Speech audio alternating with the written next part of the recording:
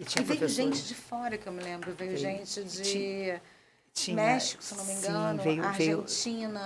Veio uma professora da UFRJ, veio uma outra da USP, não, da Se o Pedro Unesp. chegar, eu vou chamar ele. Você me ajuda? Se o Pedro chegar. Veio uma professora da Unesp também, tá? Então, vamos lá. Pode ir? Olá, pessoal. É uma honra imensa. A gente tem convidados ilustres na OneCast, aqui no Clube Empreendedor. E hoje eu trago uma mulher que realmente valoriza, representa e faz acontecer e transforma a realidade de muitas pessoas. Ela é a Kátia Chalita, ela é vice-presidente das Alianças Brasil, ela é presidente da Aliança Rio. Ela foi secretária de Cultura de Petrópolis. Ela é vice-presidente da Academia de Letras, Artes e Ciências Líbano-Brasileira. E ela está há muito tempo já, tem uma longa estrada. É uma mulher muito inspiradora, porque quem conhece ela... intermediando, ela é uma diplomata nata, ela sabe muito bem explorar o que cada pessoa tem na sua essência, sua qualidade, e ela sabe pôr isso em pauta e trazer isso à mesa. Então, eu quero trazer aqui uma salva de palmas para a nossa super convidada, da Kátia Chalita. Muito obrigada por aceitar nosso convite aqui da OneCast, de estar com a gente. A gente é que tem honra de estar aqui com você. Uma pessoa como você falou de dedicação, essa daqui, nossos convidados vão confirmar isso. Você é uma pessoa dedicada à arte, à cultura, a agregar pessoas, a reunir, a tirar o melhor de cada um. Então, se eu faço tudo isso, você faz igualzinho, talvez até melhor. Eu acho que é isso, Kátia. É muito interessante, né, a gente pensar que, como você mesmo disse uma vez, e que eu sempre memorizei muito as coisas que você fala, porque para mim você é uma inspiração. A gente tem um trajeto que também vem da nossa história, da nossa família, e tudo isso se traduz e amadurece no o caminho, o trajeto do caminho é o caminhar, né? Exatamente, aqui o caminhando se faz o caminho, né? Caminhando se faz Aí o caminho. Aí você, de repente, olha para trás e diz, gente, eu andei isso tudo, não é possível. Eu consegui sobreviver, então é bacana. Eu acho que assim, e se você ficar muito preocupado em o que você vai fazer depois, você falava isso agora há pouco, né? Como é que eu vou fazer? Não, você vai fazendo. Aí quando você olha, você fez. Mas se você ficar planejando, Sim. você planeja e às vezes não consegue fazer. Sim. E quando você sai fazendo, obviamente tem um mínimo de planejamento, a gente não é, ninguém é irresponsável, mas o fato de você se jogar em algo, de você abraçar uma causa e seguir fazendo, dá um resultado melhor do que ficar planejando fazer e nunca entrar nessa, né? Então, o planejamento ele é bom, planejamento financeiro é bom, planejamento pedagógico é bom, mas a nossa vida é muito bom a gente ir testando e fazendo. Eu costumo dizer, eu fiz muita palestra para alunos, jovens que estão em definição de carreira, né? Eu morei em Petrópolis muitos anos, eu participava lá de várias campanhas, eu fui secretária de Cultura, antes eu tinha presidido a Associação de Moradores, fui candidata a prefeito, um monte de coisa assim, metida ali na coisa pública. E nesse meu trabalho como secretária de Cultura, eu era muito chamada para falar com jovens e eu comecei a ir falar sobre definição profissional. Sim. Porque eu falasse da minha carreira e aí, quem sabe, inspirar os jovens e tal. Eu me lembro de uma coisa que eu sempre falava e eu continuo sustentando isso até hoje. Quando te oferecerem uma boa oportunidade, ou uma oportunidade que você não sabe ainda ser muito boa, mas você imagina que seja, aceita. Porque se você não aceitar, o cavalo passou selado, você não montou no cavalo, isso a gente diz muito, né? Você não montou e foi embora e você não tem mais opção. Quando você monta no cavalo, que acabou de passar, você diz, é bom, não é bom. Se for bom, você continua, se não for, você sai fora do cavalo. Então, a minha orientação para os jovens era sempre assim, gente, pintar uma oportunidade, não pensa muito não. É trabalho, é uma chance de trabalhar, de apresentar o seu valor, aceita. Depois você vê, porque se você não aceitar, você depois não tem como retomar essa questão. Ou melhor, quem diz sim, consegue dizer não depois. Quem diz não, não consegue dizer sim depois. Mais ou menos isso. Só para reiterar todo esse nosso papo, né? Vamos fazendo, vamos fazer. E aí, quando você vê, você fez. Aí você olha para trás e digo, Jesus, tudo isso, enfim. Essa é a nossa vida, né? Kátia, eu gostaria de saber um pouco quais são as prospecções, porque a Aliança Francesa ela é muito engajada culturalmente, né? E o que vocês teria assim algo para esse ano? Como é que é a pauta para esse ano? Você está com... Vamos lá. Vamos lá. A Aliança Francesa ela tem essa característica, ela não é um curso de línguas só. Sim. Ela é Sim. uma instituição, imaginem só vocês, verdade. pasmem, mas é verdade, ela tem só no Brasil, só no Rio de Janeiro, 137 anos. No mundo, a Aliança Francesa tem 140 anos, ela comemorou no ano passado. Eu estava lá em Paris, foi muito legal, porque todas as alianças do mundo inteiro, que todas não, a grande maioria das alianças do mundo inteiro veio para Paris para essa grande comemoração dos 140 anos da aliança. Parece brincadeira, né? Mas 140 anos é muito antes de muitos fatos importantes, pelo menos na nossa história aqui, né? Então, e no Brasil foi 3 anos depois da de Paris. Olha só, quer dizer, por que isso? Aí tem toda uma história que nem sei se tem espaço aqui. Eu reputo isso ao fato de que a gente tinha um imperador muito envolvido culturalmente, que era Dom Pedro II. Sim. Então, como é que no mundo inteiro, tendo Londres, Paris, Nova York, tantas capitais importantes, o Rio de Janeiro foi não é o segundo, perdão, é o segundo ou terceiro. Existe uma briga aí se foi México ou se foi Rio de Janeiro. Mas o fato é que, com tantas capitais no mundo, o Rio de Janeiro foi quem teve a segunda ou terceira aliança depois que foi criada a de Paris. Que legal. Tem a ver, no meu entender, tudo que a gente teve de grande... Isso é muito significativo, aliás, É muito significativo, mas eu reputo isso um pouco... Foi no Rio de Janeiro. Foi no Rio de Janeiro. Olha que interessante. Essa aliança onde eu estou, né, ela tem 137 anos. Que maravilhoso. Mas assim, fazendo só esse pequeno parêntese e fechando, porque tem muita coisa para a gente falar, eu acredito que tem a ver com o Dom Pedro II. Ele foi extremamente envolvido, ele falava várias línguas, ele era um homem da literatura, da cultura, de tudo que você pode imaginar nesse campo. Viajou muito, era agregador. Então, eu acredito que a presença dele no Rio de Janeiro e a presença da monarquia aqui fez com que a aliança viesse para cá. Olha que interessante. Inicialmente, tão rapidamente, logo depois da criação da de Paris, né? Mas aí, voltando a falar da do Rio de Janeiro. A do Rio de Janeiro, ela começou a 137 anos e aí foi seguindo, foi fazendo o caminho, né, daquilo que a gente está falando. Mas ela não é só um curso de línguas, ela é um curso de línguas que tem atividade cultural, manifestações artísticas, tem troca, tem uma série, tem valores importantes. Então, não é só um curso de línguas. Ela é um local onde você tem línguas, mas você tem valores, você tem arte, e é um diploma reconhecido internacional. É um diploma de letras, na verdade, né? Internacionalmente. Eu sou formada também pela Tá vendo? É isso aí. E a Aliança Francesa é a única certificadora aqui no nosso país de um diploma que é o que dá acesso a faculdades e algumas, digamos, instituições que exigem, que são o DELF e o DALF, né? Que é o Diploma Avançado de Língua Francesa e o Diploma de Especialização em Língua Francesa. Então, esses dois são diplomas que só a Aliança certifica. Então, ela é tudo isso. Ela é centenária, ela é tradicional, ela tem qualidade, ela fala de muito além da língua, ela fala de arte, de cultura, de muita coisa boa. E, além disso, ela ainda ensina francês. É maravilhoso. Eu acho que, assim, o ensino francês já se torna até um pouco secundário, né? Exatamente. Porque eu acredito que faz muito parte até da própria personalidade do francês, né? Dele ser crítico, dele desenvolver pensamentos sobre as coisas e dele manifestar. Então, eu me lembro até que o nosso produtor executivo... Pode entrar, por favor. Eu queria convidar o nosso Pedro Rafael, que é diretor também dos jovens da Associação Comercial do Rio de Janeiro. Também filho de diplomata, também uma pessoa que também atua muito forte aí no empreendedorismo. Tá de frente aí também com o G20, correto? Indiretamente, sim. Indiretamente, né? E a gente também quero aproveitar que a gente está aqui também falando com a Kátia Chalita, que é a presidente aqui da Aliança Rio de Janeiro e vice-Brasil. E Pedro Rafael também, que atua muito aí de frente também. Isso.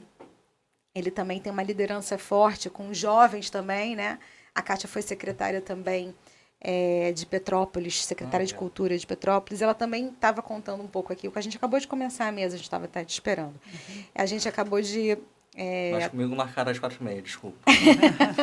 É porque a gente ia começar com a sua, acabei juntando vocês. Tá joia, maravilha. Tem muito, ainda mais quando o G20, que o G20 vai ser uma oportunidade da gente ter tanta gente boa por aqui. Verdade. Do Brasil ter visibilidade, da gente é. mostrar o quanto a gente é multicultural. Sim, porque essa diversidade é que faz do Brasil o país que ele é. E o G20 é um exemplo disso.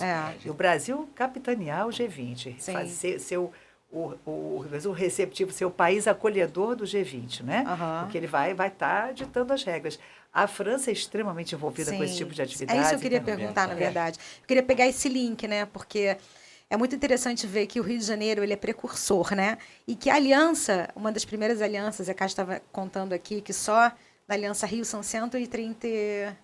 na quantos verdade, anos? A do Rio tem 137 anos. 137 anos. Dizendo que foi a primeira no Foi Brasil, a primeira portanto, no Brasil está a 137. E no mundo, em Paris, está a 140 anos. Sim, então foi praticamente uma das primeiras capitais, né? No Rio de Janeiro, né? A Aliança Francesa, que é um curso, assim, de uma formação acadêmica completa, né? E a gente praticamente foi também colônia da França. Então, o Rio de Janeiro tem também muita influência desde da arquitetura, né? Essa influência da Franco... Desculpa te interromper, Sade. Esse é um aspecto importante. Porque foi assim, o Brasil recebeu várias nacionalidades, né? Holandeses, portugueses, naturalmente, os principais, e franceses. Mas os franceses chegaram aqui... mas é uma história tão longa, não vale a pena. O que vale a pena dizer, eu acredito, é que o grande marco da presença francesa aqui foi a chegada da missão artística. Sim. Essa missão artística, ela determinou a nossa evolução, o nosso crescimento em muitas áreas dessas de que a gente está falando, tá? Arte, cultura, arquitetura, pintura... Tem muitas áreas do campo da cultura e da arte, né? Que a missão artística chegou aqui e criou, vamos dizer assim, um celeiro de grandes artistas e de grandes produtores desse conhecimento. Foi um grande marco para a gente, né? Mas tem uma outra coisa que eu depois queria falar, mas eu acho que você quer colocar o Pedro na conversa? Quero. Porque se eu começar a falar de influência francesa no Rio de Janeiro, eu não vou parar. Então, a gente vai me interrompendo, daqui a pouco eu coloco alguma coisa aqui para vocês. Olha, a gente, quero trazer aqui o Pedro, ele é uma pessoa que acho que inspira muito aí também os jovens, e ele abre também muitas oportunidades. É muito interessante que a gente já teve vários eventos no qual ele sempre convida, ele sempre traz esses talentos, oportunidades também. Então, quero agradecer muito a sua presença e queria que você trouxesse um pouco qual é a mudança, qual é a sua visão da juventude no cenário brasileiro, econômico. O que você observa que você gostaria de destacar? Bem, primeiro agradecer, Sade, pelo convite de estar aqui hoje. Eu já venho acompanhando o podcast já há algum tempo, desde o começo, né? Não sei se vocês sabem, eu fui o número 3 do Clube Empreendedor. Então, assim, eu me sinto em casa. Não estou hoje mais envolvido com o clube. Mas fico feliz de vir aqui. Sempre bacana. É uma oportunidade de ver como o trabalho do Rafael Ponce tem crescido e tem prosperado. Exatamente. E aí entra muito o que você falou das oportunidades. Eu fui o número 3 no sentido de, primeiro foi o Ponce, depois o Luiz Cláudio Souza Leão. E aí vim eu e trouxe mais alguns, e cada um foi trazendo mais 1, 2, 3, 4, 5 amigos. E hoje o clube virou realmente isso. Tudo isso que está aqui, né, e eles têm um projeto grande também da região portuária, exatamente. Exato, eles estão com um projeto muito grande de revitalização do centro do Rio, dos projetos do futuro, porque tem esse interesse também muito forte, né, do centro do Rio, né, já protagoniza, mas ter uma reforma, né, que é necessário ser feito, né? E é muito interessante de observar os projetos evoluindo. Não, eu gosto, eu quero ouvir. Só que a Kátia, né, falou da importância do G20, o Brasil está... Desculpa trazer um pouco de política para a mesa, mas somos todos políticos. Mas que tristeza de ver o que o presidente Lula falou semana passada, esses dias, sobre a questão do povo judeu, logo na semana do G20. Porque, primeiro, foi uma atrocidade que ele falou, comparando com o nazismo, né, e tal. E segundo, numa semana que a gente deveria estar todo mundo feliz, sorrindo para o mundo, e o mundo está de cara fechada para a gente. Eu, como internacionalista que sou, por formação, fiquei triste, na verdade. O que ele desejava, que era, como todos nós sabemos, condenar o massacre que está sendo feito com o povo palestino, né, que era a ideia. E, ao fazer essa comparação, ele gerou essa dissonância, esse descontentamento, porque a ideia não era essa, eu acredito, né? O que ele precisava e deveria ter feito e falado, e parece que é o senso comum, ele estava ali falando por um país, era condenar o que está acontecendo com o povo palestino. Mas a gente imagina que seja... Pela história diplomática brasileira, o Brasil nunca se envolve em brigas de outros países. Então, ele já rompeu aí a primeira questão. A segunda, e não estou descondenando a atitude do ministro, né, o chanceler israelense, como tratou o nosso embaixador. Isso aí também é condenável, mas vamos focar aqui no nosso Brasil. Sim, eu tive também na primeira reunião do G20, por acaso, inclusive lá na Associação Comercial, né? E foi muito interessante porque o cônsul-geral estava presente, de Israel, e estavam presentes vários, né, pessoas ali na mesa importantes que estavam falando exatamente sobre a atuação do G20. E eu fiz, inclusive, um comentário que eles adoraram, porque eu trouxe a pauta do tratado que houve agora no final do ano passado, um tratado de Israel com o Líbano, né? Porque eles têm, na verdade, eles detêm ali naquela região, que eles são, na verdade, irmãos, né? De terras, de tudo, né? Então, eles detêm hoje eles têm gás, muito gás. Então, eles querem fazer essa exploração e isso é algo que não foi, inclusive, sequer colocado na grande imprensa, na grande mídia, né? Eu busquei informação da Associação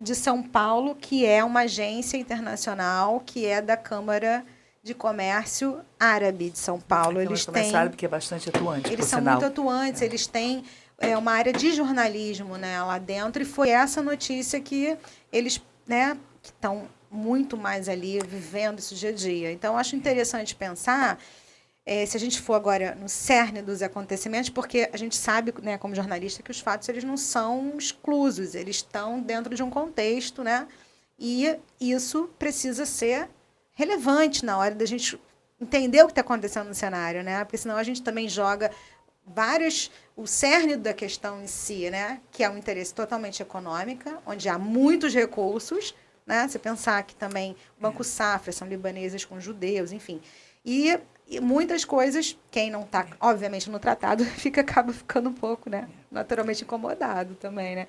Então, acho que não vou nem assim, estou falando... Só queria deixar meu repúdio aqui. Eu acho que muitos assuntos acabam não sendo, entendeu? Eu sei que não é o nosso tema, né? Não é o nosso tema, mas não é nosso tema, existe uma coisa que a gente não entende, é como é que o mundo avança e a burrice internacional em relação às guerras continua mesmo ou pior. Quer dizer, como é que a gente avança como civilização e continua brigando, fazendo guerra como se fôssemos bárbaros, não é? Uhum. É inaceitável isso. A própria situação do Líbano, eu sei que isso vai dar pauta para outro programa. A situação do Líbano, nossa terra, a terra dos nossos pais, dos nossos avós, nós somos conterrâneas de família, né? É um absurdo o que você vê lá no Líbano acontecendo. O absurdo do Líbano ter carências, ter problemas, o Líbano tem gente sem remédio, você tem problema de falta de luz e falta de água. Como é que a gente avança? O Líbano é uma civilização riquíssima, inteligentíssima, avançadíssima. Está no mundo todo, Está no mundo todo. E como é que ele chega a esse ponto? A guerra que a gente está vendo na Ucrânia, essa agora na faixa de Gaza. Então, você que é internacionalista, eu sei que não é o tema de hoje, a gente já vai passar para coisas mais amenas, mas como é que a gente avança e parece que a gente só recua? Uhum. Né? Como é que a gente... plenamente. A gente tem uma tecnologia avançadíssima, a gente consegue hoje em dia ter inteligência artificial impensável há 20, 30, 40 anos, e a gente não evolui nesse quesito. As pessoas se matam, as pessoas são traidoras. É verdade. Um absurdo. E princípios básicos, né? Que se você pensar, poderia resolver vários outros problemas, né? Mas, assim, eu acho muito interessante também, importante também, a gente também não ficar totalmente insensível perante a drástica realidade também que nos acerca, porque, mal ou bem, isso acaba afetando, né, pessoas importantes também, que a gente convive, ou não, mas só o fato de estar no nosso olhar, né, eles não podem ser passados ilesos, não podem ser ignorados, porque eu acho que para quem tem alguma articulação, acaba se interessando, se importando, e isso acaba afetando, na verdade, a geopolítica em tudo, inclusive na arte, né? Porque se a gente não tem também políticas que... se a gente tem políticas, na verdade, que falam sobre sustentabilidade, sobre geração B, sobre todo o engajamento que as empresas precisam passar a ter, né? Se conscientizar e a passar, inclusive, a conscientizar o próprio...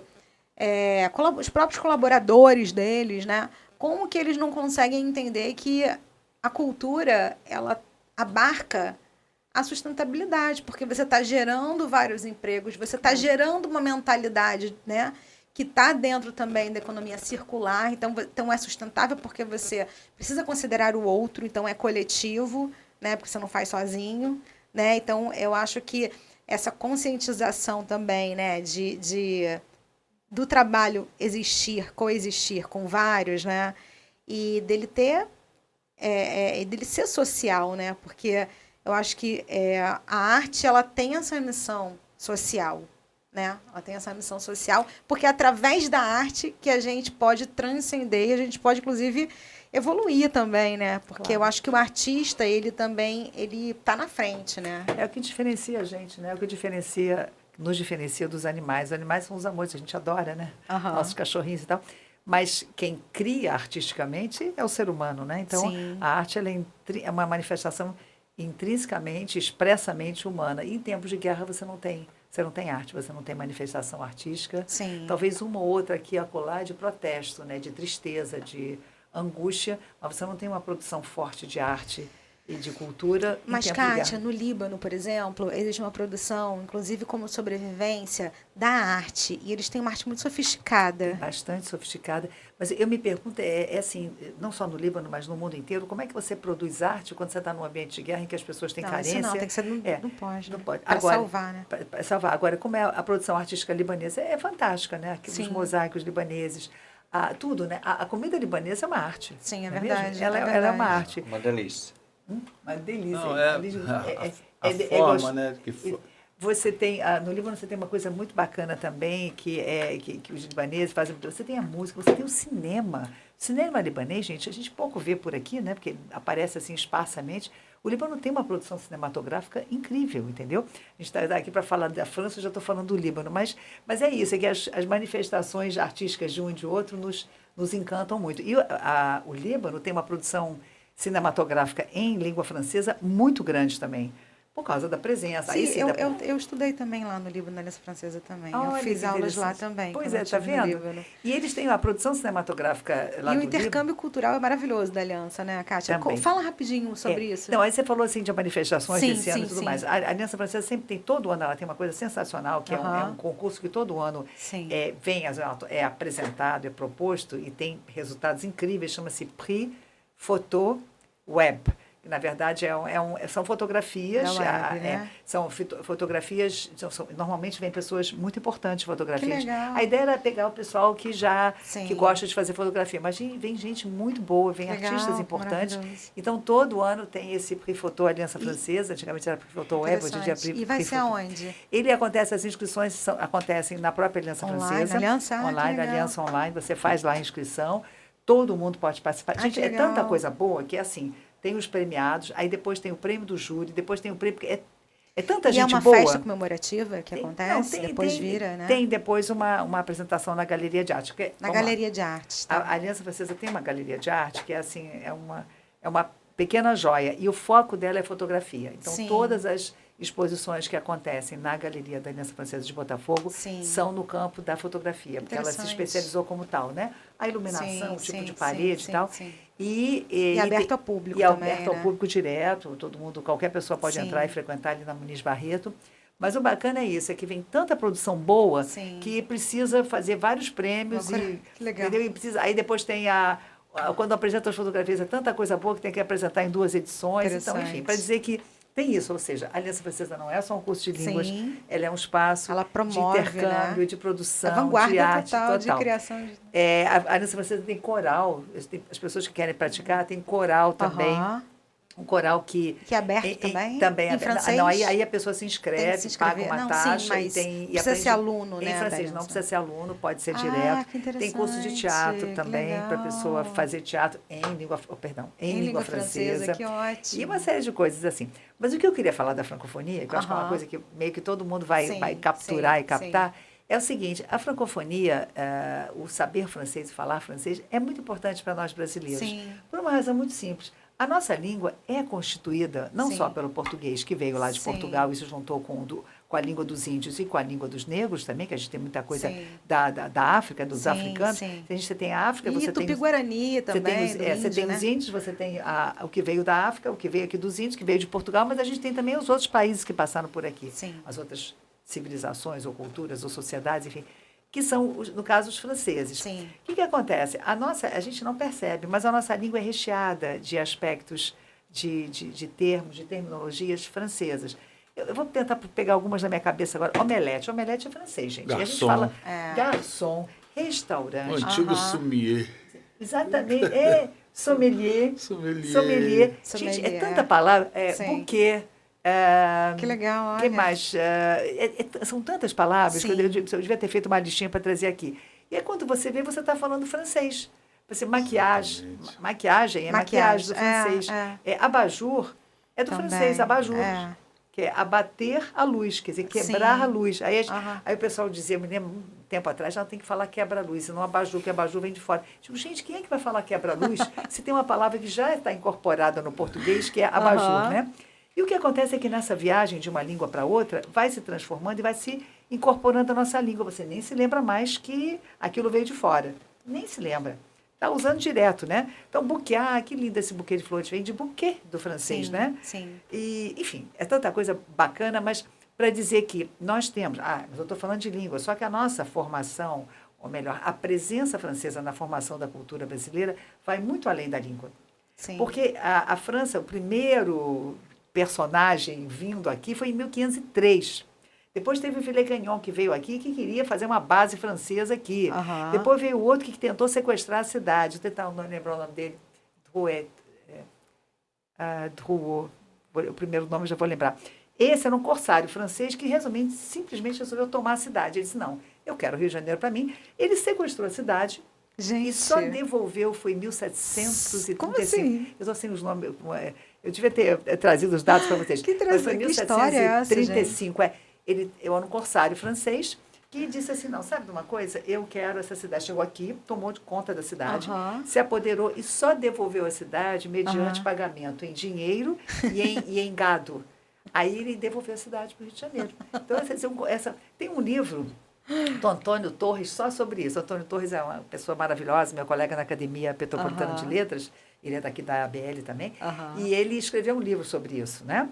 Do corsário francês que tomou a cidade. Mas dizer que teve várias presenças francesas. Sim, essa foi nefasta, mas teve a presença contínua da França cultural, da formação da nossa sociedade mesmo, né? Sim, sim. Aí, não, olha que interessante, você estava falando disso agora, eu me lembrei que, inclusive, na Bossa Nova, a gente teve uma forte influência também francesa. As pessoas, elas só falam que a bossa é o samba com jazz americano, e não, mas tem francês ali, porque a linha melódica clássica ali da França, né? Georges Moustaki. Que é aquela Georges coisa Moustaki mais... veio e tocava com o João, com o João Gilberto, com todos eles. Sabia disso? Sim. Olha que interessante, gente. E eles também amam a nossa música. Ele era total fã da música brasileira. Total. Eles amam. Eu morei lá em João Lepin.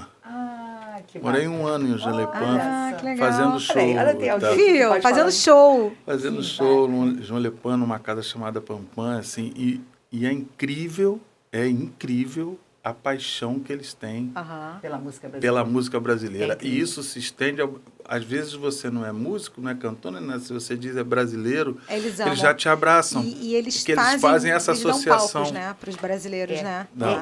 Lá na França, né? E tem uma coisa muito bacana, eles adoram cantar a nossa música. Tem uma gravação do Moustaki cantando Les Eaux de Mars, né? As Águas de Março. Sim, As Águas de Março. Esse show que eu fazia era totalmente brasileiro.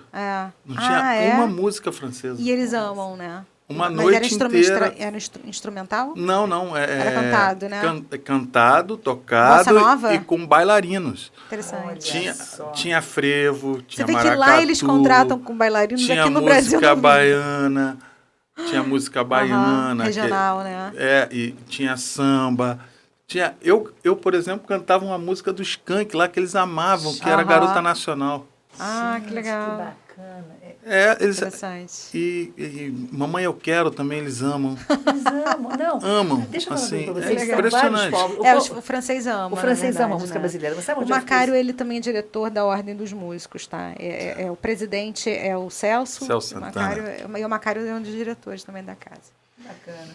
E sabe o que eu acho bacana? Quando eu fui ao Chile uma única vez, gente, eu fiquei impressionada. Eles amam a música brasileira. A gente está falando da França, os chilenos, eles dizem o seguinte, eles dizem, gente, eu posso estar falando uma besteira, se eu tiver que alguém corrija, depois avisa, que é o seguinte, eles diziam, nossa música, não temos música, mas a gente gosta da música brasileira. E aí, nessa época que eu fui lá ao Chile, já tem algum tempo isso, há 8, 10 anos, mas eu me lembro que onde quer que eu ia, onde quer que eu fosse, estava tocando a música brasileira.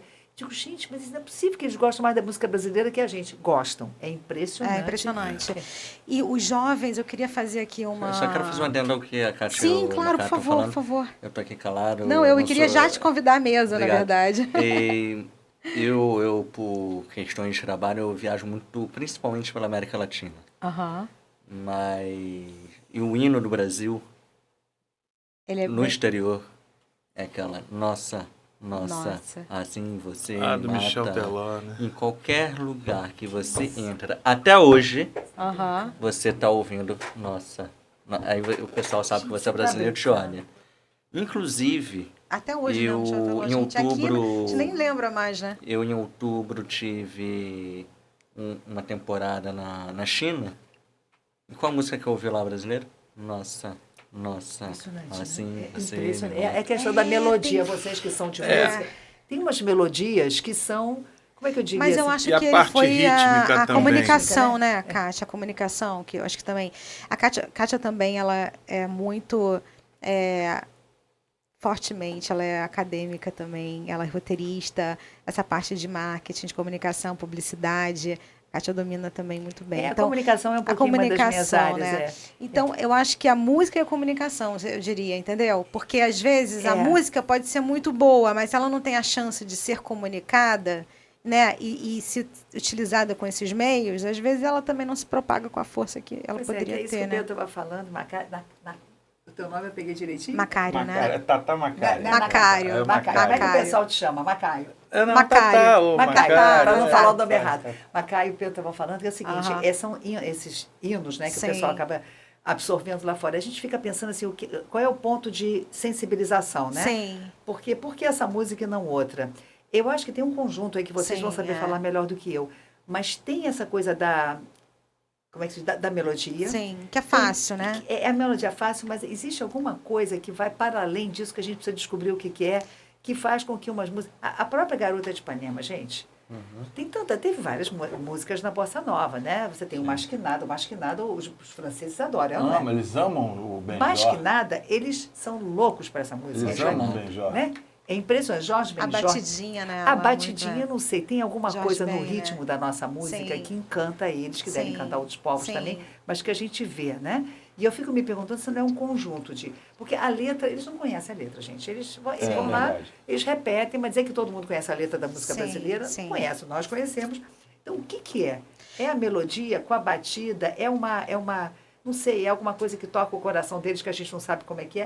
Eu acho que essa batidinha, ela é muito marcante da Bossa Nova, porque ela é o que caracteriza a Bossa Nova. Ela não é aquele samba de raiz, que é aquela coisa mais exaltada, né? Ela é mais agitada, ela é mais... Não.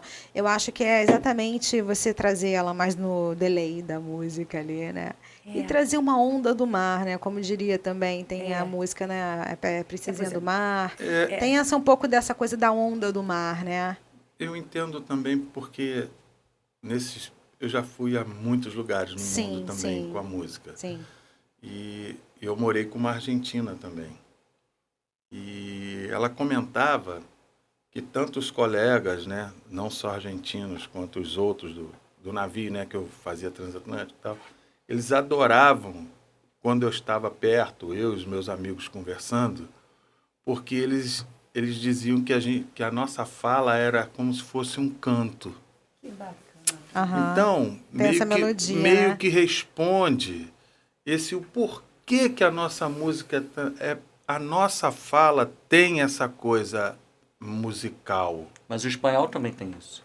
Se você for pra Argentina, boludo, que passa, che? Sim, se você vai pra Cuba, já um pouquinho mais hablado, e cantava, e que passa, a Cuba é meio com ovo, né? Sim, na boca e tal, aquelas coisas República Dominicana, assim. Então, os caras estão quase cantando salsa e te falando que você tá devendo R$10, ou 10 pesos, ou 10 dólares, sei lá, não lembro qual moeda. Eu já acho o italiano... Pois é, que a música também mundo eu já acho a língua italiana assim, muito mais cantada que a nossa.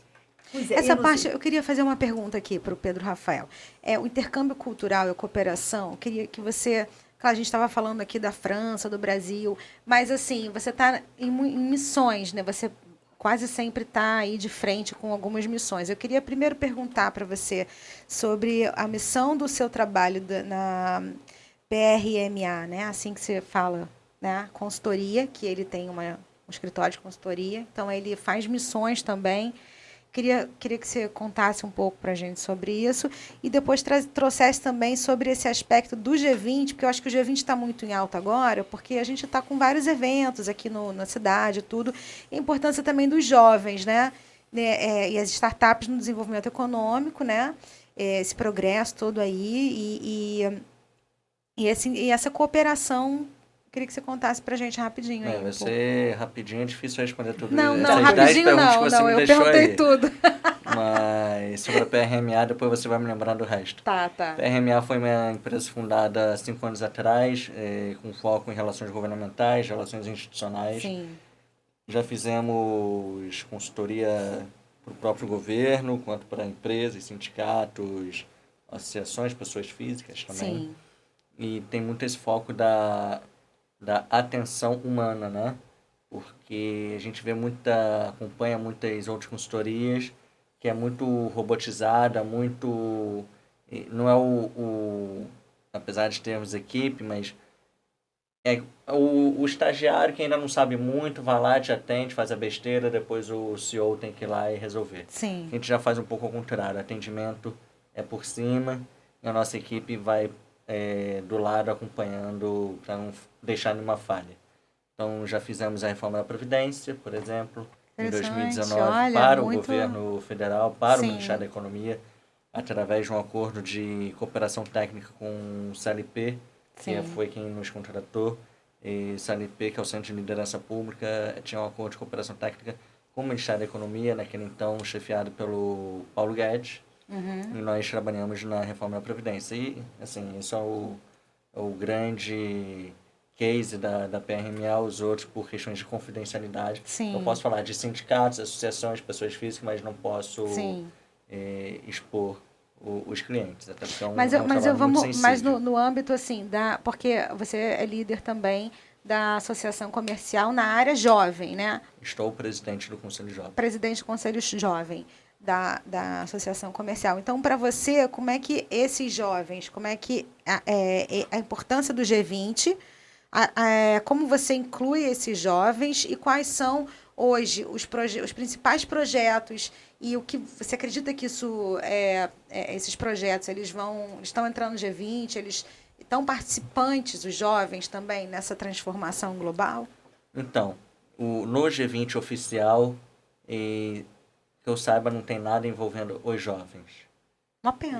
Ainda, não é, Pedro? Ainda. Eu acho que isso pode vir a mudar. Isso normalmente são agendas muito... Talvez para esse ano, talvez não, mas... Enfim, eu sou conselheiro do Estado do Rio de Janeiro na Confederação Nacional de Jovens Empresários, a CONAGE. Sim. E é onde, aí sim, nós temos o G20 de Jovens Empresários, que esse ano vai ser no Brasil. Normalmente acompanha o G20 oficial, porque esses grandes eventos mundiais ou regionais sempre tem eventos paralelos.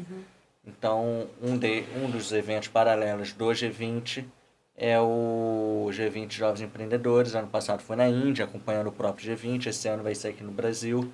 Infelizmente, não será no Rio de Janeiro, vai ser em Goiânia, em junho, 3 dias em junho, acho que é do dia 14 a 12 a 15, ou 14 a 17, por ali, acho que é 12 a 15. 12, e aí vocês vão participar, 12 a 14, né? E nós, como membros da Confederação Nacional de Jovens Empresários, que é a organizadora do evento esse ano aqui no Brasil, nós somos... E por que vocês resolveram fazer lá, se vocês são os organizadores? Vocês não preferiram trazer para o Rio? Quem está organizando, quem tomou a responsabilidade de organizar foi o Movimento de Jovens Empresários de Goiás. Então, eles que tiveram a iniciativa, eu né? não sou a confederação, eu sou o Conselho de Jovens do Rio de Janeiro. Entendi. E represento os jovens empresários do Rio de Janeiro na confederação. Entendi. Então... E vocês estão levando alguma proposta para esse ano? Eu não estou muito envolvido na organização do evento. O evento ainda não começou nem a ser organizado propriamente dito. Mas no momento que houver o espaço para montar a agenda, sim, a gente vai ter as nossas propostas de... E você disse que indiretamente está envolvido com o G20. Com o G20 de Jovens Empreendedores. De Jovens Empreendedores. Que é um evento paralelo do G20. Isso é interessante, né?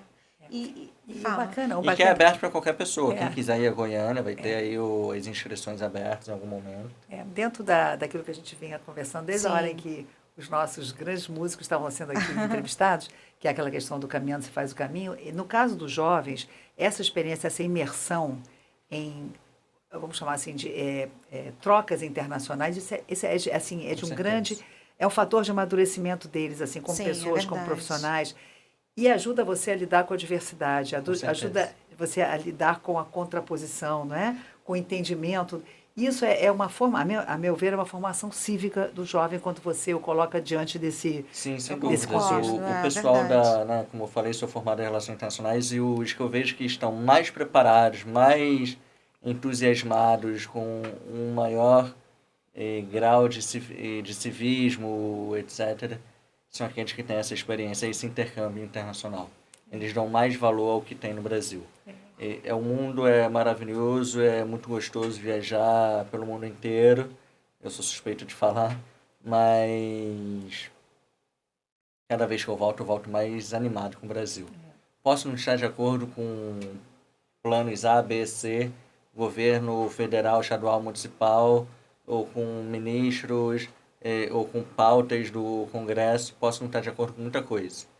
Mas sei que o Rio de Janeiro e o Brasil precisam de pessoas que queiram dar um gás nisso tudo. Eu acho que é isso, é o nosso futuro. Eu acho que assim, os elementos de transformação, o jovem acaba sendo, o espírito jovem, a mentalidade jovem, né? O ar jovem acabam sendo o que promove as mudanças, né? Que as pessoas mais velhas acabam ficando meio cansadas, desanimadas, tentar não... Então, é o jovem que vem para trazer esse novo sopro, esse novo fôlego, né? Destemido. É destemido. E aí sacode também os mais velhos, né? Eu acho que os mais velhos precisam estar em contato com os mais jovens para poder dar aquela sacudida, porque senão fica aquela coisa meio... Você é a segunda pessoa que me diz isso hoje. É mesmo? Olha só, tá vendo? Então vamos lá, vamos sacudir. Agora eu estava no almoço de trabalho e um grande especialista de segurança pública aqui no nosso estado. Eu fui pedir umas orientações para ele sobre o tema de segurança pública. E ele me falou exatamente isso.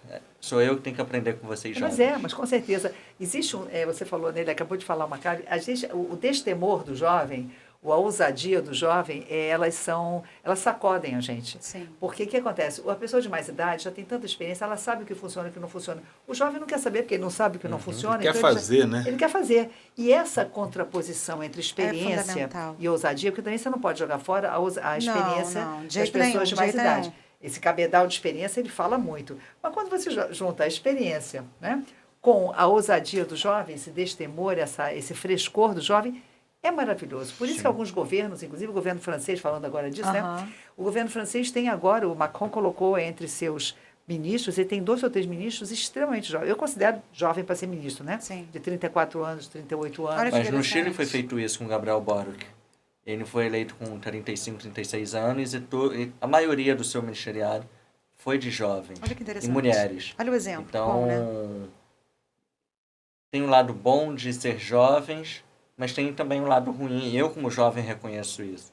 Por falta de uma experiência. Porque gerir um país não é a mesma coisa que eu gerir uma startup. Então, e rememorando aqui o o legado de Abílio Diniz, que faleceu esse final de semana. O mundo está sem gestão. Isso é uma frase dele. Essa frase então, é ótima. O mundo está sem gestão. Então, a gente tem que... E esse é um trabalho que eu tento fazer, como a Sade falou, do nosso Conselho de Jovens Empreendedores. Nós temos 3 focos. Formação, informação e transformação. Correto. Formação de novos líderes. Não só de novos líderes públicos, novos líderes privados. Uma vez um chefe meu, de 8 anos atrás, 9 anos atrás, ele virou para mim e falou assim: Pedro, me cite agora 5 líderes, 5 pessoas que te representam, tanto na gestão pública quanto na gestão privada. Eu não sabia responder. Isso que você falou é fundamental, Pedro. Isso é fundamental. Existe uma crise de líderes. Existe claramente uma crise de líderes. E é isso que a gente precisa pensar e repensar. O que vocês fazem pode vir a serviço dessa falta de líderes. Que é você começar, gente, liderança é isso, aquilo, assim, mostrar o que é liderança, estimular a que os jovens se apresentem para liderar e ensinar como é que se lidera. Que a grande questão do líder é, não ser arrogante. Aí vem aquele filme que a gente está falando, daqui a pouco a gente fala do documentário, né? Deixa o seu ego lá fora, né? Do documentário do We Are The World. Como é que é? A Noite que Mudou o Pop, né? É, A Noite que Mudou o Pop. Lá com o Lionel Richie explicando, quem não viu precisa ver. Enfim, precisa deixar o ego de lado e precisa... Aí eu vou te responder a pergunta sobre comunicação, Saad. Tem que ouvir. O problema é que ninguém quer ouvir ninguém. Se você não ouve, você não pode ser um bom gestor nem um bom líder. Isso o Pedro deve saber muito bem. Você tem que ouvir, porque é desse vai e vem, é de você ouvir as bases e vir aqui para você, que é o líder, e sabe como trabalhar isso, que saem os bons resultados. Agora, se você acha que sabe tudo e não ouve quem está ao seu redor ou abaixo de você, não vai dar certo. Não é verdade? Não dá certo. Você precisa, para que haja essa conjuminação de experiência das pessoas de mais idade e o frescor, a ousadia e a coragem de quem é mais jovem, tem que escutar. O cara que tem mais idade, as pessoas que têm mais idade, têm que ouvir o jovem. Sim. Porque aí ela se reformula. E o jovem precisa ouvir quem tem experiência.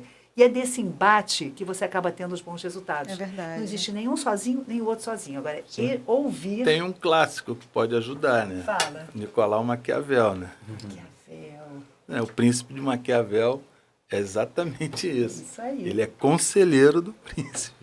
Ele fica lá dizendo, ditando as eu coisas acho que também para o príncipe. mas ele é muito perverso, né? Porque ele faz uma comunicação ali que é de interesses, né? Então, eu acho que tem que ser revisto, porque... Não, ele fala de liderança. Sim, o Príncipe... Esse livro é maravilhoso. Eu li na faculdade, eu adorava esse livro e tudo mais. Só que, se a gente pensar, né, quando a gente fala estas estratégias de Maquiavel, a gente está falando de uma pessoa nefasta, né? Nefasta. Mas é também uma coisa de interpretação. Por exemplo, tem uma frase que todo mundo usa aí que não está no livro, que é os fins justificam os meios. Maquiavel não falou isso hora nenhuma. Ele não fala isso hora nenhuma. Ele diz o seguinte, que dependendo do resultado, que é o fim... Não importa o meio que foi feito. A sociedade não quer saber. O pessoal adaptou a frase. Entendeu? Então, assim, o que acontece? Quando só cortou umas palavras e ajustou outra. O que acontece é que sem fio, né? À medida que algum repete. Deu tudo certo, ok. Entende? Deu tudo certo, ok. Não deu certo, eles vão procurar saber por que não deu certo. Aí vão começar a andar no futucar como o projeto foi feito, entendeu? Eu até acho que, assim, por exemplo, eu concordo com o que o Pedro colocou. Porque, assim, quando você envolve uma liderança que muitas pessoas estão ali, dependem a vida ali, você não tem noção de que pequenos atos podem causar... né, e ressonar na vida das pessoas. Então, isso é muito sério, porque aí você não tem que ser só uma escuta também, né? Acho que você tem que ter quase que mais do que uma escuta em termos sensorial, né? Você tem que até ter uma premonição de certos passos que você vai dar. Inclusive de ver também, né? De ter a visão para além do ver, né? Que é conseguir visualizar o futuro dentro da circunstância atual também, né? Só que você não inventa um líder. O mais interessante, eu estou entrando na área do Pedro, ele vai vai saber disso muito mais do que a gente. Como é que você inventa um líder? O líder tem que ser inato. Existe alguma coisa que não tem como inventar. É a minha opinião também. Eu acho que você descobre o líder. Exatamente. Se descobre e as pessoas descobrem. Eu, por exemplo, hoje temos no conselho, chegamos a ter 60, quase 70 jovens, hoje estamos com 40. Por razões internas e diversas. E eu tenho muito espaço em outros movimentos, em outros lugares, para ir indicando. E eu toda hora estou indicando um. Por quê? Para fomentar a liderança. Sim. Porque se ele ali não se demonstra ser um líder, eu não posso continuar indicando ele para outros lugares. É verdade, super verdade. E eu ali sou um celeiro, trabalho para ser um celeiro de novas lideranças para a cidade. Tenho secretário municipal, subsecretário, tenho assessores parlamentares, pequenos, médios e gigantes empresários. Quando eu digo gigante, é de milhões de faturamento. Tenho universitário. Todo mundo tem que se mostrar a sua liderança, senão não serve para estar ali. Eu ali sou um conselho de líderes. Isso. Agora, uma coisa que você falou que é fundamental, que alguém tem que fazer, porque às vezes a própria pessoa que tem essa condição de líder, é um potencial líder, não consegue descobrir em si mesmo, é essa visão externa, essa descoberta, essa visão externa de quem pode ser, de quem tem a característica de líder. Aí isso fica realmente muito mais nas mãos de quem está observando, porque às vezes o sujeito não tem a pessoa, por mulher, exemplo, o homem não sabe disso. Essa semana tive que indicar uma pessoa para cuidar do Feirão do Imposto. É um movimento da CONAGE, a Confederação Nacional de Jovens Empresários. Todo ano, dia 25 de maio, existe o Feirão do Imposto na maioria das capitais do Brasil. E aí eu parei para analisar quem eu vou botar. Nada contra as profissões que eu vou citar aqui, tá? Só explica o que é o Feirão do Imposto. É você conscientizar a população, por exemplo, vou dar um exemplo clássico. O celular sobre imposto. É isso, sobre imposto? Vou além, vou no posto de gasolina. Tá, eu pensei nisso, gasolina. O pessoal vai lá e consegue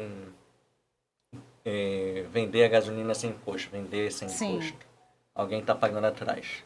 Sem nota, né? Não. Alguém está pagando atrás o imposto. Olha alguém está pagando aquele valor, aquela diferença de valor. É uma coisa de assim, você tem 100 litros para vender como se fosse sem imposto. Aí eu, como empresário, estou financiando aquilo.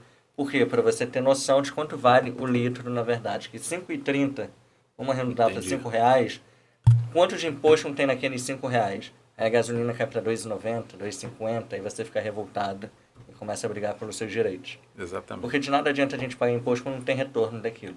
Se eu tivesse retorno de todos os impostos que eu pago, exatamente isso. por que eu tenho que pagar plano de saúde se eu já estou pagando saúde pública? Isso porque eu estou pagando a escola, eu não tenho filhos, mas porque meus pais pagaram as minhas escolas particulares, se eles já estão pagando imposto para e na escola temos ótimas escolas, né? Para educação de qualidade.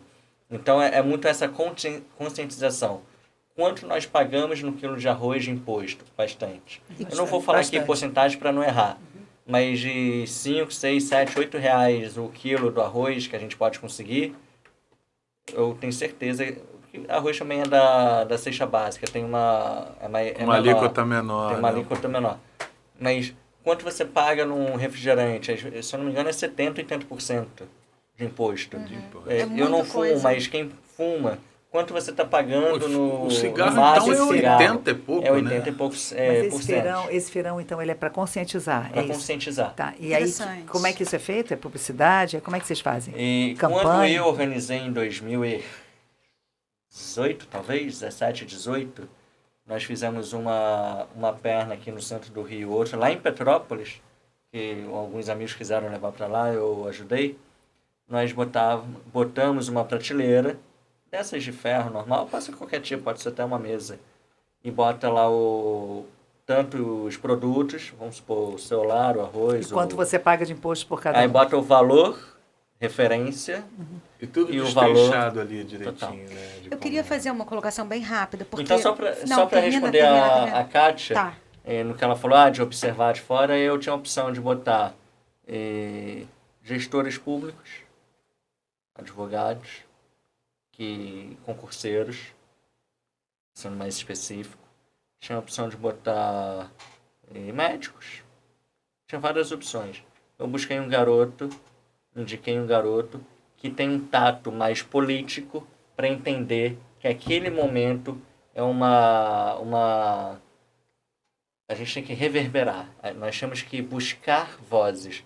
Se eu botar um funcionário público, ele já está acostumado àquilo.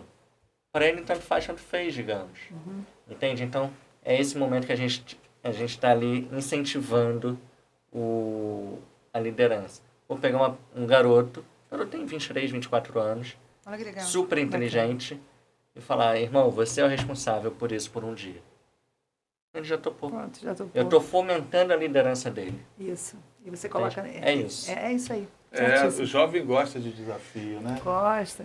E gosta de saber que ele está realizando. Eu acho que esse sentido de realização acho que qualquer ser humano, nós todos em qualquer idade, mas estar realizando e ter um resultado de uma realização é uma coisa que mobiliza muita gente. Né? Muito parabéns, muito obrigada por compartilhar com a gente. Eu tenho certeza que muitas pessoas gostariam de saber quem é a pessoa que está aí por trás guiando esses líderes. Não, eu digo, o seu trabalho é muito interessante, porque, assim, eu fico imaginando, por exemplo, a gente estava falando de lideranças jovens, né? Eu fico imaginando essa galerinha agora que está se preparando para o Enem, para o vestibular, né? Olha só como é importante, eles estão lutando para tem poucos espaços, né? A educação, ela não é uma educação que a gente consegue fazer uma formação plena, né? E eu gostaria, inclusive, de deixar esse convite aqui também, das pessoas se conscientizarem da importância também desse abrir vozes, né? Porque, de repente, encontrar uma escola, convidar e trazer essas discussões também com os jovens é uma responsabilidade nossa também, esse trabalho dele é pedagógico 100%, né? É totalmente pedagógico. E é importante isso, porque, por exemplo, na redação do Enem... E está acabando o meu tempo. Para acabar, a gente está... Não daqui.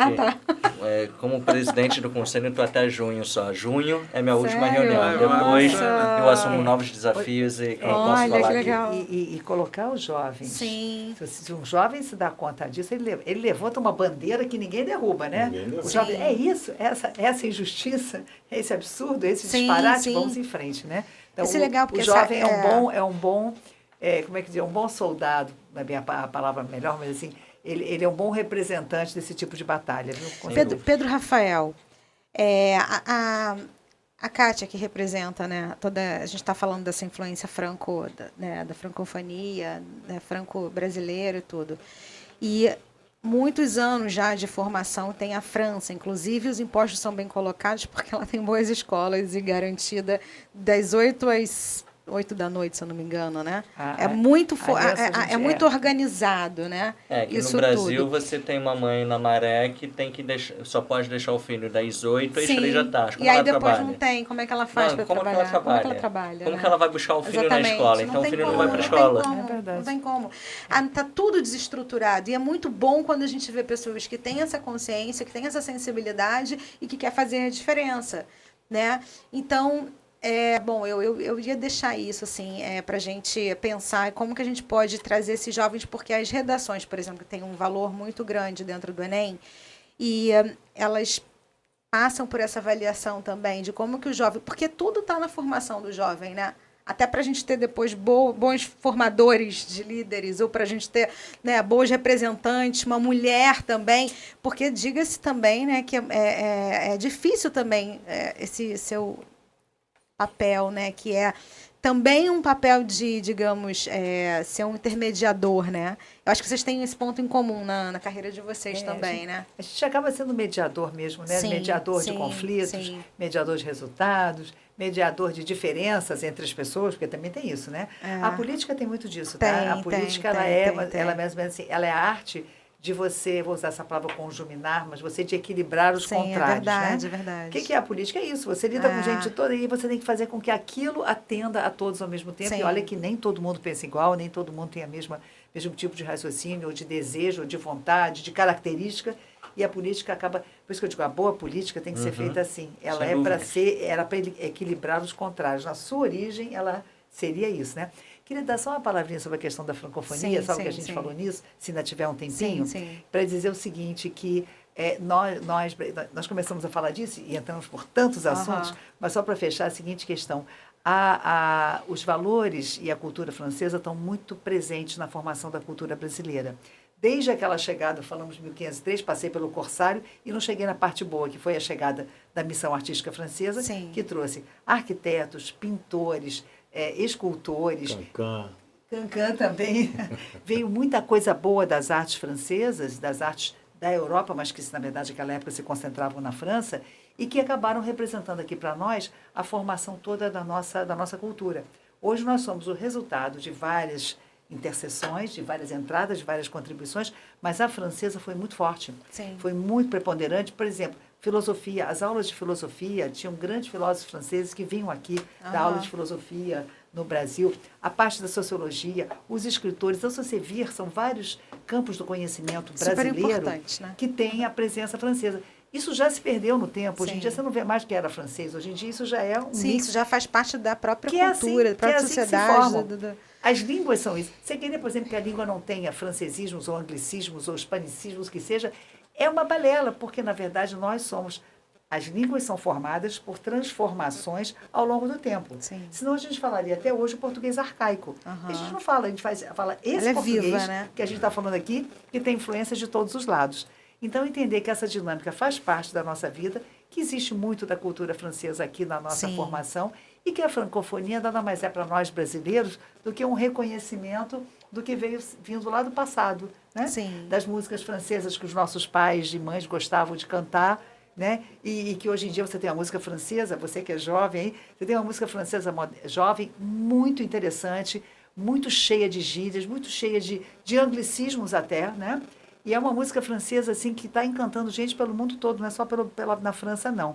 Sim. E aí vem aquilo tem que grande músico que é o Vianney, né? Que o Vianney também. Nossa, tem as Azes também, as Azes que fazem um sucesso enorme, né? Mas o Vianney acabei de fazer... A Carla Bruni fez um sucesso imenso, né? Inclusive, eu acho que é filha de brasileiro, o pai dela. Ele passando un instant. Ele... On me dit que le temps qui glisse est un salut, que dès le chagrin... Voilà, você sabe, a gente... Calma, isso aí já é uma canja especial. Ela cantou em francês, com a voz da Carla Bruni, tá demais, hein? Mas a Carla Bruni, desculpa colocar o Bruni no final. Eu sou fã dela. Hã? Eu sou fã dela. Pois ela, não, vocês não sabem, é que ela, e vocês devem saber, imagina, vocês devem saber, eu tô falando que vocês já sabem. As músicas são todas compostas por ela. As músicas que ela canta né? são todas criadas por ela. Isso é muito legal, né? É muito bacana isso. Ela fala várias línguas e tal. Rafael. Como é que é? L'air dansage et ses paroles sont de velours et sa voix grave et de son regard sans retour. Tá vendo? Aqui a canja não foi você, foi ela. E o Vianney também, ele acabou de gravar com o Internacional, com a Universal, com aquele... Mas agora canta que nem ele também. O que? O Vianney? O Vianney é... Charles Aznavour, né? O Charles Aznavour, pelo amor de Deus. Pelo amor de Deus, esse aí é... Aí esse então... Eu tenho uma coletânea J'avais pas non plus croisé, t'avais pas non plus croisé ma vie. J'étais pas pareil, à gueuler sur la pluie. Je t'ai attendu, vois-tu ver depuis. C'est pas de mal la veille que je me tirais de réveil. Réveille-moi, si je ne m'émerveille pas. Que lindo, bravo, bravo. É lindo, né? Bravo. Eu acho que assim, essa coisa do compositor francês, eu adoro, assim. Tanto que eu também sou compositora, né? Já. Exatamente por isso. Eu gosto dessa... Caiu super bem. Trazer a personalidade sua ali na música. Eu não consigo interpretar direito, acho que por isso, porque senão acho que eu mudaria até melodia para interpretar. Mas a Carla é incrível. A Carla é incrível. Eu sou fã da Carla. Eu também adoro ela, né? Ela. E, assim, o que eu fiquei mais surpresa quando eu comecei a me deu até vontade de botar no Spotify quando entrar no carro. Opa! Exatamente. Você sabe uma coisa que o que eu mais fiquei surpresa, eu conhecia as músicas dela, mas eu não sabia que ela que compunha. É muito tudo interessante, escrito por ela. Então é bacana. E é isso. muito interessante porque ela tem também muitas sátiras também, também sobre a política, né? E tem uma música que ela fala, não sei se eu me lembro agora exatamente, mas que ela fala assim, tout le monde doit como é que é? Ela fala, todo mundo deveria ir até os políticos cobrar por justiça. E ela tem uma frase, como é que é essa frase incrível, maravilhosa? Ela tem uma música que ela fala isso. Né? E depois ela conheceu o marido. E depois ela fez uma outra, que é do Pinguim, né? Que ela faz uma sátira também sobre... Ela tem umas músicas que são bem, assim, inteligentes, né? Então, sobre política, inclusive. É muito casada com política e ainda faz a sátira. E ela falou, então, eu vou pesquisar essa parte dela, eu não conhecia, não. Teve uma época que eu assistia muito a carreira dela, acompanhava muito. E ela é muito interessante. Eu tenho esse lado também, eu gosto desse lado romântico da obra dela. E também muito sarcástico, mas com inteligência, né? E as letras, né, acabam fazendo você refletir muito. Bom, enfim. E eu queria só fechar esse discurso que eu estava falando sobre a redação que tem um valor grande no Enem, né, que acho que os adolescentes estão muito em voga com isso, né? E eles supervalorizam as ideias que já vêm com a liderança e com as soluções, sendo que eles não dão realmente instrumentos durante o processo de educação para que esses jovens tenham autonomia de criá-las.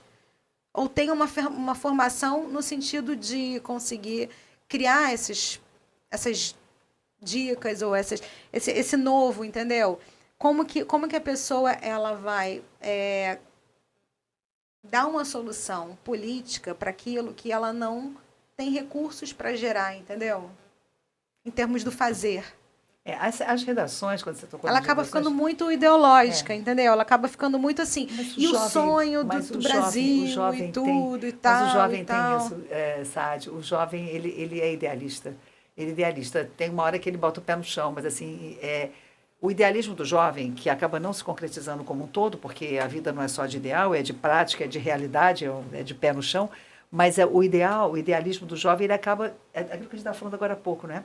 Ele acaba te puxando para o que seria necessário fazer. O que acaba acontecendo, o que acaba sendo possível fazer, não é totalmente o idealizado, mas pelo menos você teve o ideal para te puxar para cima, para te motivar. Mas será que também isso também não é um erro nosso, do adulto, da nossa educação, que não é uma educação autônoma? Porque, assim, se a gente for pensar, né, a gente não tira o aluno da mesa, da cadeira e do quadro. A gente não põe ele em prática ou em contato com a realidade, por exemplo, entende? Isso está mudando um pouco agora, tá? Isso, eu acho que isso hoje em dia tem mudado, até porque eu acho que as mídias, as redes sociais, os celulares, os laptops, os computadores e tudo que é digital está puxando o jovem para fora da cadeira, entendeu? Então, os cursos estão tendo que se adaptar com isso. Talvez a escola ainda não está usando sensivelmente, não posso falar disso de uma maneira radical, mas dizer o seguinte, que a escola ainda não está admitindo o uso total que o celular pode fazer para a educação do jovem. Então, o celular acaba sendo uma contraposição à sala de aula, quando não deveria ser. Deveria ser uma complementação. Eu concordo. Deveria ser uma complementação. Para te dizer o seguinte, sair dessa cadeira, o jovem já saiu. A educação, e nós é que precisamos entender que já saiu da cadeira, que já saiu do quadro, que a gente vive uma outra realidade. Nos Estados Unidos você faz tudo pelo celular, por um tablet, por um sistema, por um aplicativo no computador. Porque no dia a dia, na prática, né, o jovem ele vai se utilizar do chat GPT. Bem, nos Estados Unidos eu me refiro à Flórida, né? Assim, nos Estados Unidos cada estado tem a sua autonomia. Sim, mas é isso mesmo. E o professor também ele está deixando de estar na frente da classe. Não, mas eu acho que o professor ele tem um papel importante, porque o professor ele é um líder ali, não é, Pedro? Na frente da classe, como se fosse a última palavra de tal. Então, assim, hoje a gente vê... eu dei aula há um tempo na FATEC, dei aula em outros... De música? Sim. Legal. História da música e de teoria musical. Interessante. E, então... as minhas aulas, quando eu dava aula de história, eu abria uma roda, assim. Eu sentava junto com eles nessa roda e falava sobre esse meu método, por exemplo, que é um método de bateria, de aprender a tocar bateria. Eu tenho alguns pontos de história que eu nem chamo de história, eu coloco curiosidade exatamente para não afastar muito daquele susto, né? Algumas coisas e tal. Então, essa coisa do diálogo do professor com o aluno, porque o conhecimento está na palma da mão. O professor hoje ele não detém mais aquele todo conhecimento que detinha na minha época. O professor era o senhor de tudo. Quando ele entrava na sala de aula, eu via o senhor de todas as coisas. Hoje não é mais. Não é, gente. E eu vou dizer uma coisa para vocês. E o professor aprende um bocado com o aluno. O professor que for realmente inteligente, ele tem que entender que ele não sabe tudo e que aquele menino que está na frente, aquela menina que está na frente dele, sabem bastante e o suficiente para fazer uma troca com ele. Tem uma coisa que me incomoda hoje em dia, que eu sei que acontece. Eu não dou aula já há algum tempo, mas eu dei aula durante muito tempo na PUC, na universidade, e dei aula em faculdades. Você dava aula de qual curso? De francês. Ah, legal. Eu dava aula de francês. Você conhece a Eunice Cury? Sim, claro.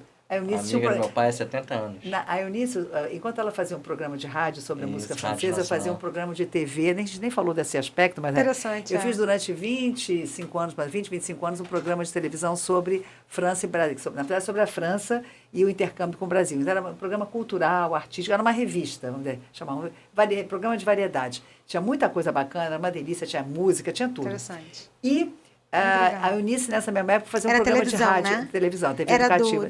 Foi na TV Educativa primeiro, depois legal. eu fiz 10 anos na TV Educativa, depois fiz mais 10 anos na Multirio, que é a empresa de multimeios da Prefeitura do Rio, né? Trabalhei, tinha um programa de TV, depois eu fiz também na TV Escola. Quer dizer, tudo, gente, não era um depois do outro, senão eu teria, sei lá que idade hoje, mas eram mais ou menos assim, as coisas eram assim, superpunham, né? Entrelaçadas. Eu fiz o Resté Branché na TV Escola, fiz na TV Educativa, quando era TV Educativa, a France Express. Ai, e que fiz legal. e fiz depois e fiz também vários programas Esse nome é bom, né? France Express. Esse nome é bom, France Muito Express bom. era bom, era daquela época. Mas onde eu quero chegar é que, falando de música, professor... Muito bem, estava falando, acho que de sala de aula, de liderança, mas dei aula há muito tempo na PUC também.